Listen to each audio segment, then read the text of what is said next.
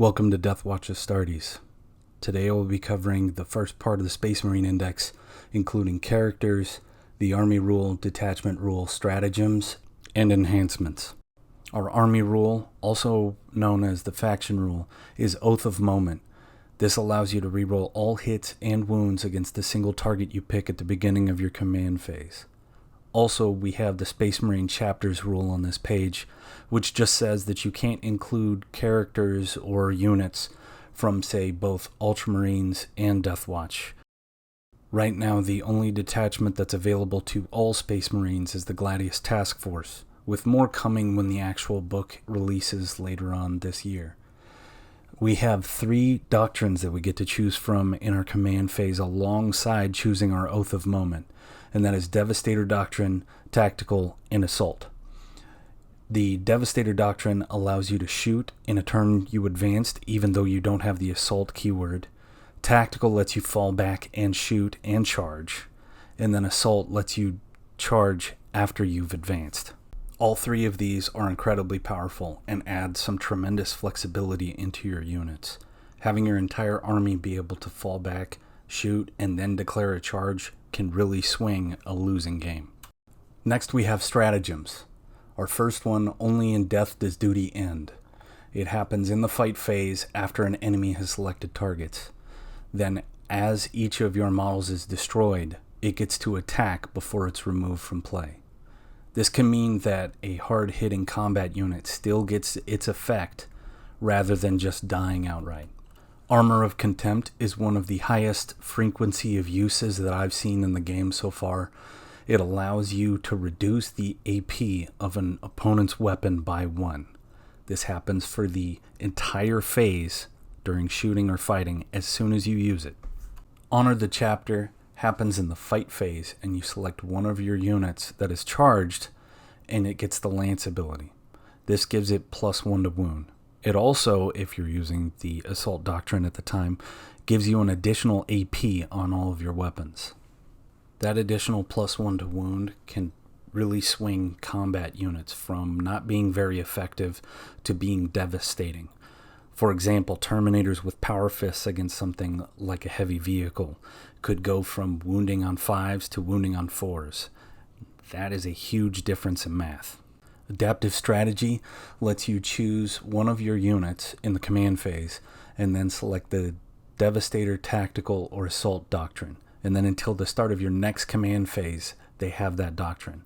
This could synergize well with other abilities available in the Codex to get bonuses from being in those specific doctrines, and top of just getting the ability from that doctrine already. You could have one unit that was tied in combat suddenly come out, shoot, and charge. This is very good. This is a really good strat. Squad Tactics allows you to choose one of your infantry or mounted units that is within 9 inches of an enemy that just finished moving, and then move it up to D6 or up to 6 if it's under the effects of Tactical Doctrine. This can really interrupt somebody's plans, as a 9-inch charge becoming suddenly impossible is really frustrating.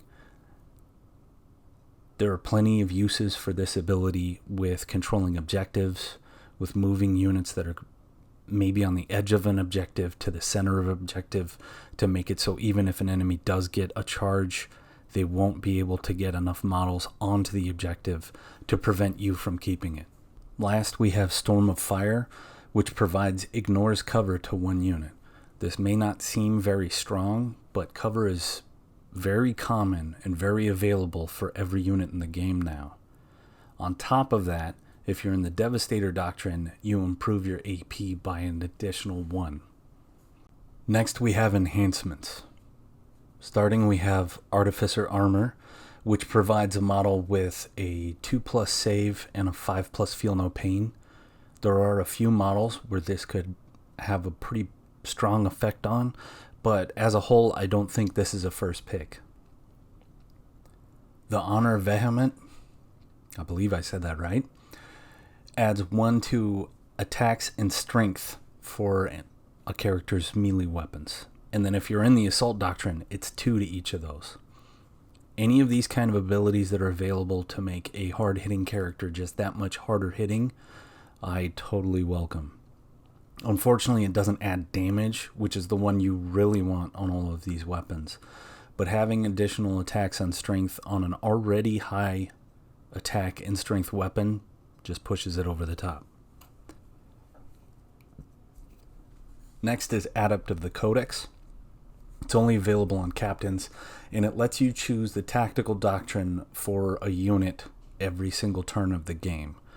You can even interrupt, say if you have the Devastator Doctrine active for your army, you can have Tactical Doctrine active for the unit that captain is in.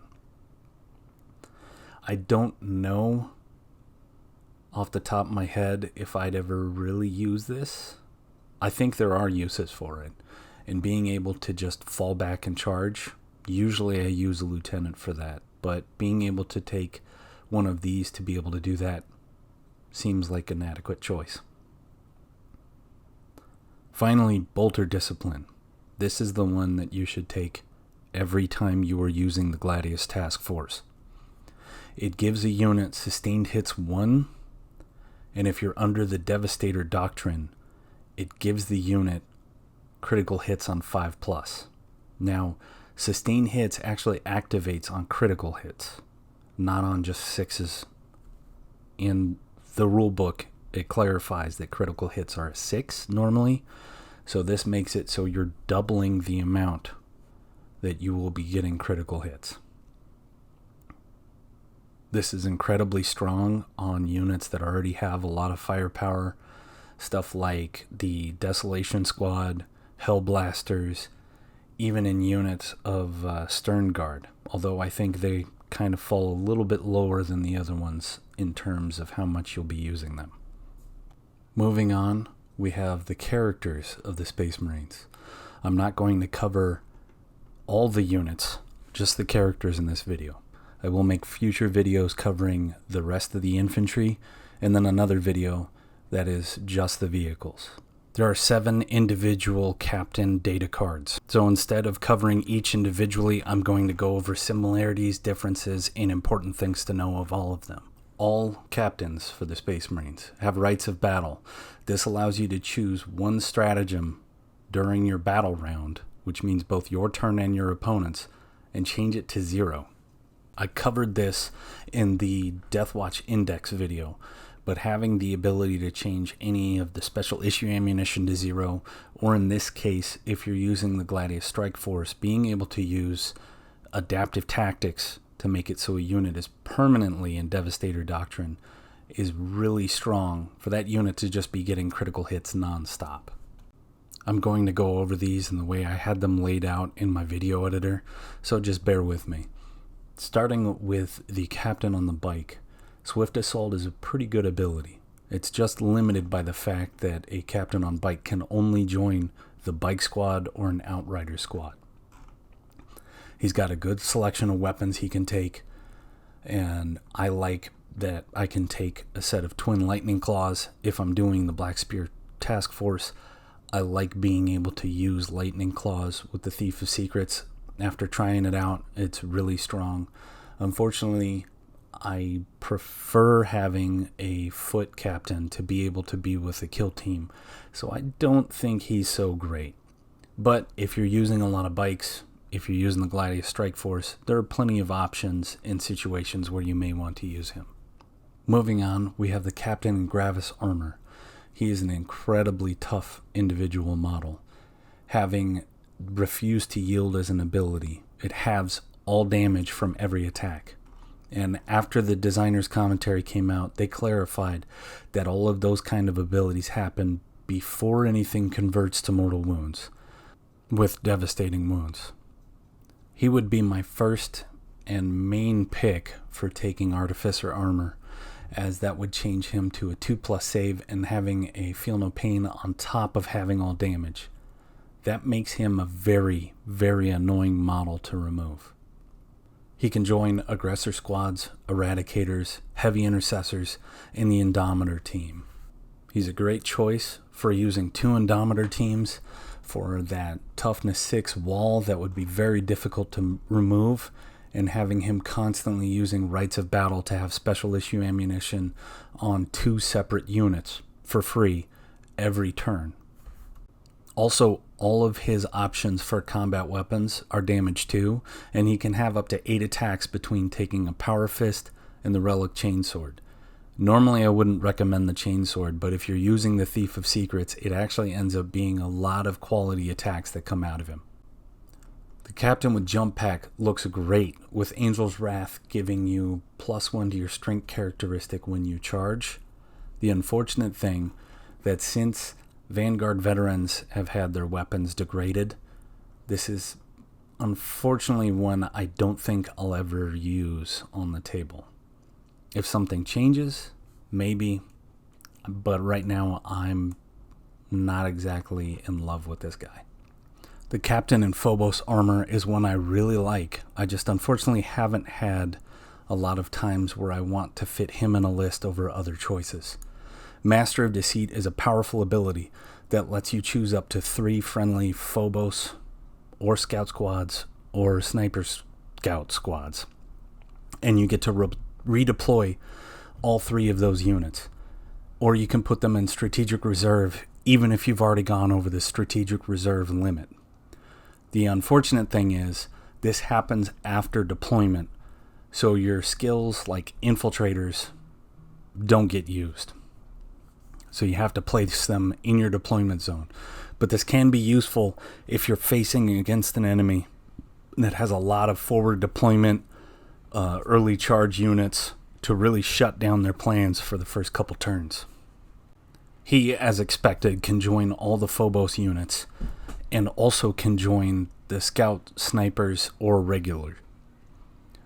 If I was fielding a Gladius Strike Force, I probably would always have Scout Snipers.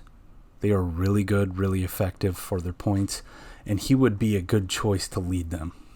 The Primaris Captain has the Finest Hour ability, which lets you add 3 attacks and devastating wounds for 1 fight phase. Unfortunately, I'm not a big fan of this guy just because of his selection of units that he can join. He can join Intercessors, Assault Intercessors, Blade Guard, Hellblasters, the new Infernus Squad, or Stern Guard. Unfortunately, I would much rather have him with a unit that could benefit greatly from stuff like the special issue ammunition. I guess you could use him with an Infernus Squad for that, because they're auto-hitting if they had anti-infantry 2+, or 18-inch flamers with AP2. There are strong choices there, and I can go over some more of that when I come around to the infantry video. Unfortunately, though, I think I would rather have the regular Captain over him most of the time. The Captain in Terminator armor is a very strong choice. The fact that the regular Terminator squad is such a quality choice now really helps him out. And Imperium Sword is a great ability for them. There's always those times where you need to get that long distance charge, and being able to reroll them is really good. His selection of weapons are really strong. The relic weapon with Thief of Secrets is pretty good. Power Fist is probably like the best choice, although I prefer the Lightning Claws for my regular Captain, and I'll get into him when I get to him next. But being able to hit as hard as he can and have his defensive profile makes him a really good choice, and Terminators being as strong as they are make him a great choice for being able to lead them. He can join Relics, the regular Terminators, Terminator Assault Squad, or the Deathwatch Terminators. The Firstborn Captain also has the Finest Hour ability, which does the same exact thing, 3 additional attacks and devastating wounds for just 1 fight phase. I like using the Thief of Secrets and the Twin Lightning Claws because of that ability. It lets him put out an absolutely just insane amount of wounds, and being able to reroll to fish for those devastating wounds is really strong. Also, with that many attacks, it's really not hard for him to kill some of the smaller units in the game even just a single Marine. That's all he needs to kill for Thief of Secrets to go up to 2 strength, 2 AP, 2 damage bonus. There are 5 separate data sheets for the various lieutenants.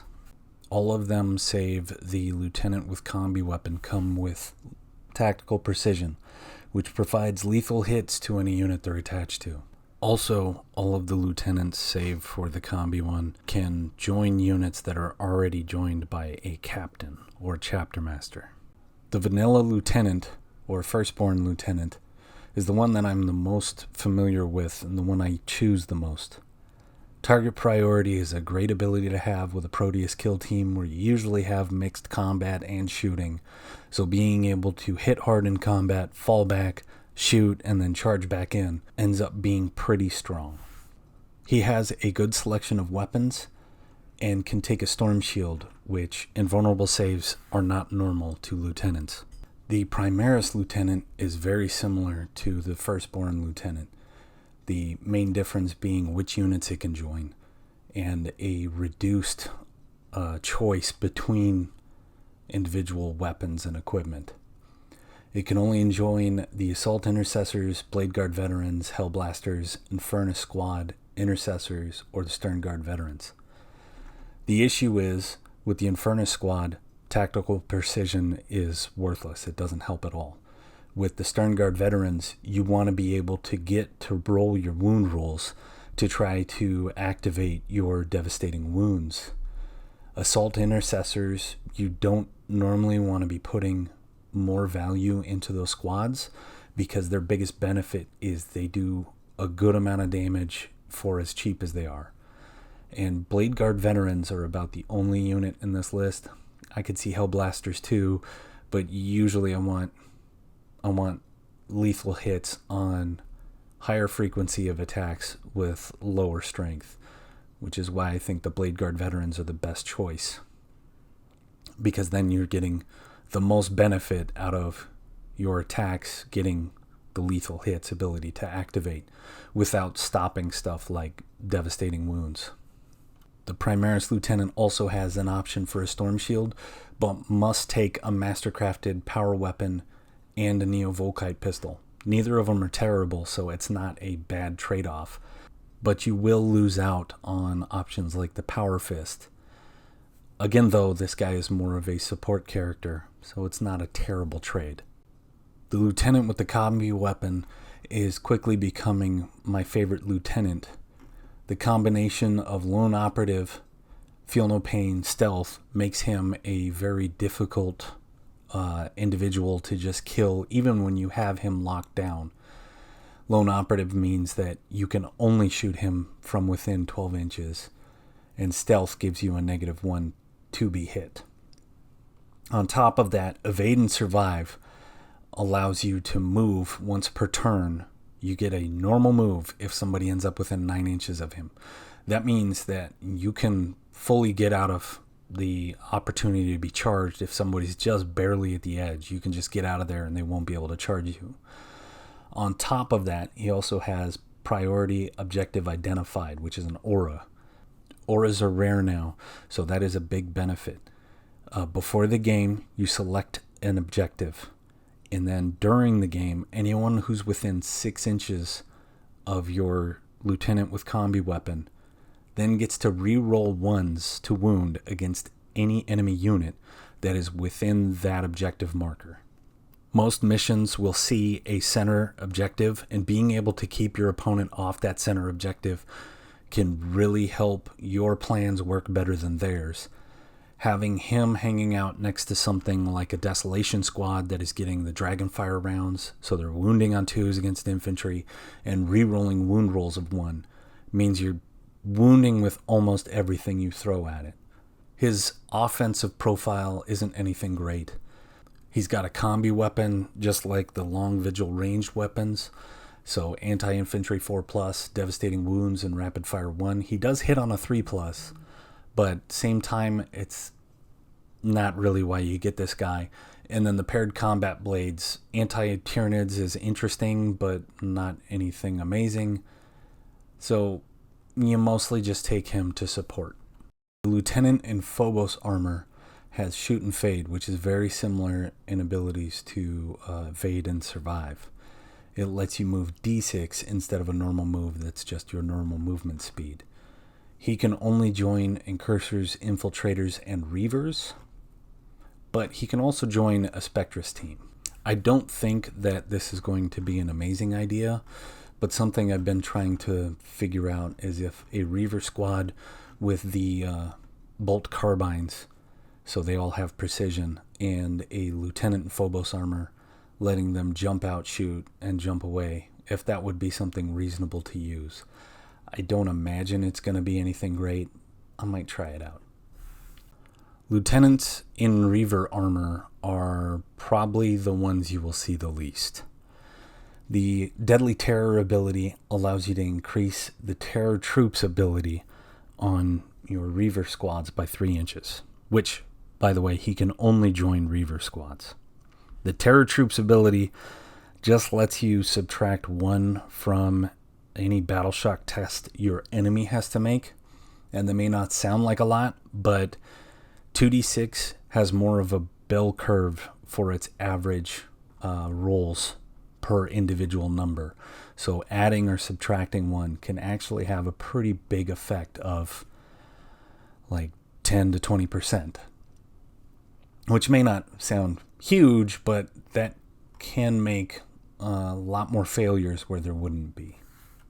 With Reavers already being a low option for anyone to ever take, I don't imagine there's going to be a lot of anyone trying to take the Lieutenant Reaver armor as well as the unit of Reavers, which already feels bad.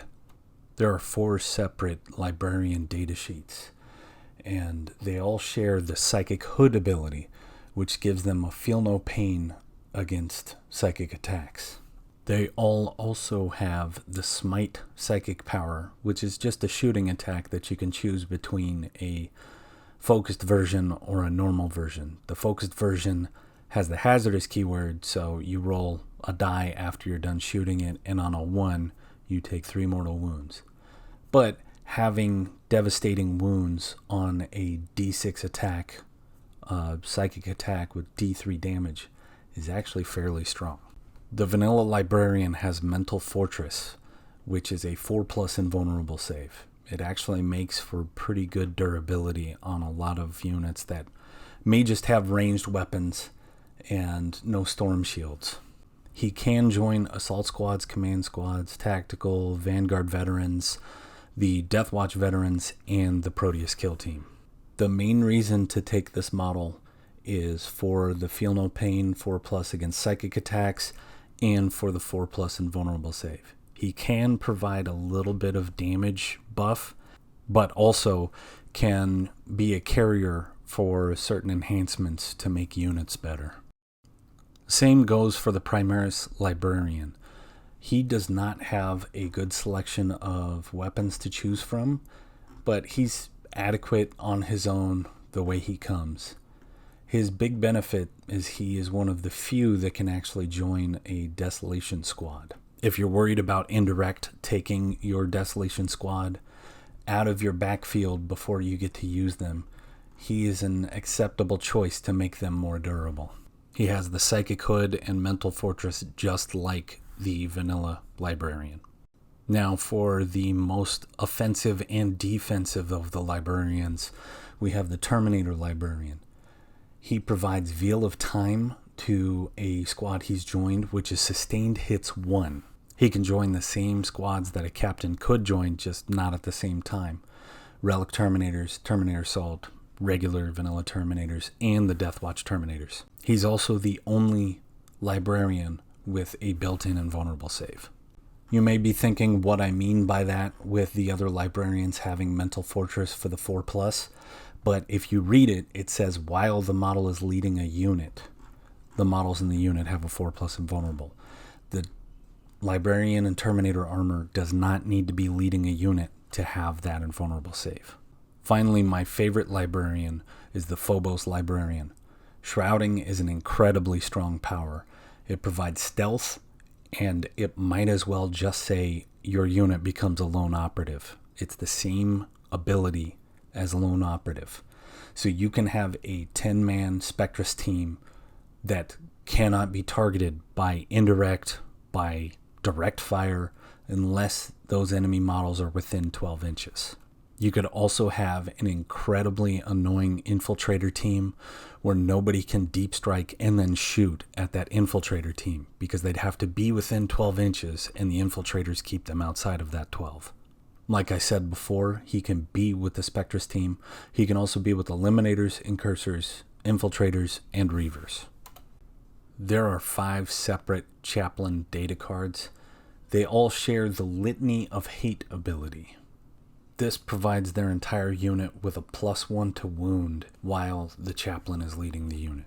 The vanilla Chaplain comes with a Spiritual Leader ability, which allows you to pick one of your units once per battle, and if it was battle shocked, it is no longer battle shocked. This can be really useful for flipping a unit that is just about to lose you points from losing an objective.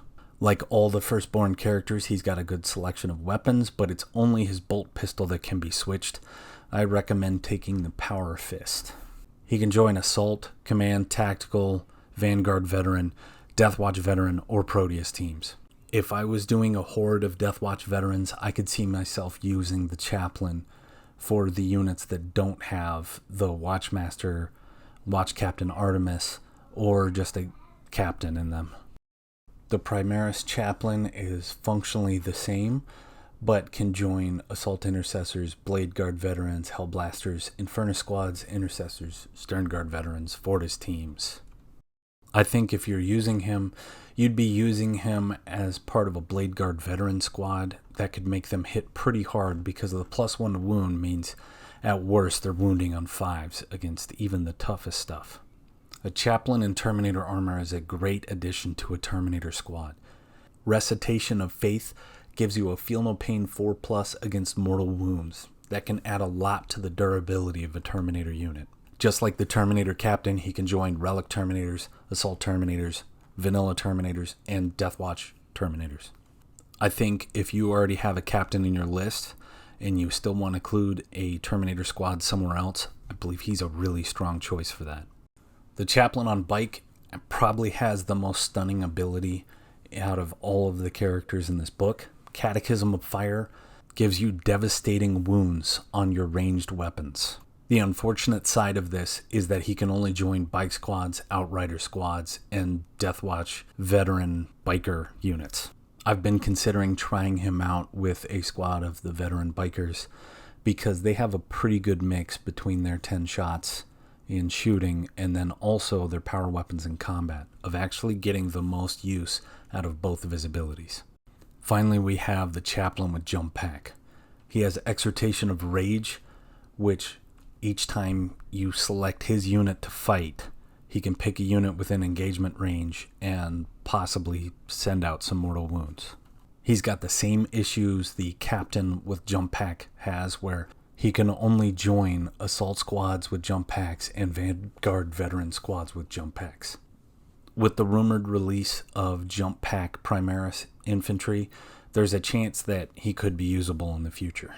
There are 2 Techmarine datasheets that share the same 3 abilities.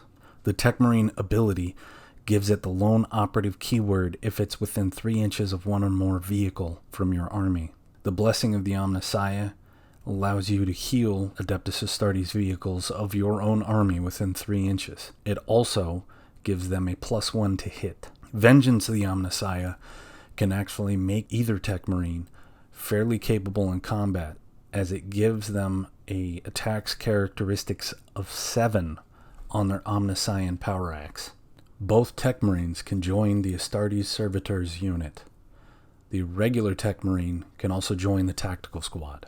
As with the rest of the characters, the vanilla Techmarine has a lot more options for weapons. It can take an additional flamer, plasma cutter, and servo arm on top of the servo arm it already has. The Primaris Techmarine has 1 more wound and has the Forge Bolter, which is 3 shots, strength 5, AP 1, damage 2.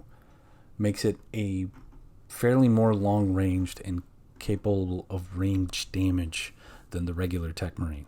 The fact that it can also join Assault Intercessors or Intercessors, I don't believe is such a bonus. I think most of the time, if you're going to be using either of these models, you're going to be relying on the Lone Operative ability. Blessing of the Omnissiah is a very strong ability with how great certain Marine vehicles have become. The new Ballistus Dreadnought and the Gladiator Lancer are top of this list for me, as both can have a tremendous output of damage that comes from just having that additional one to hit. And the Lancer already having its rerolls just makes it push through that much more damage. There are two Apothecary data cards, and both are drastically different than each other.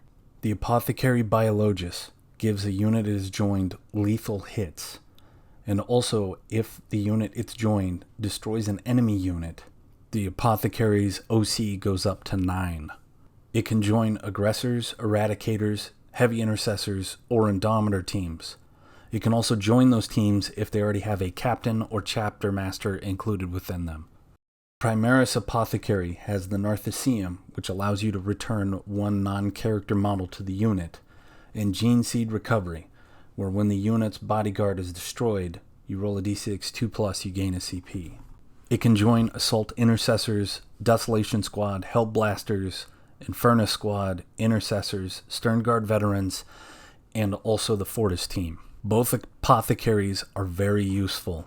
Having a single model come popping back into a Desolation Squad or a Hellblaster Squad can be very, very damaging to enemy morale. Having the Apothecary Biologus turn an Indomitor team into all having lethal hits all the time is incredibly powerful.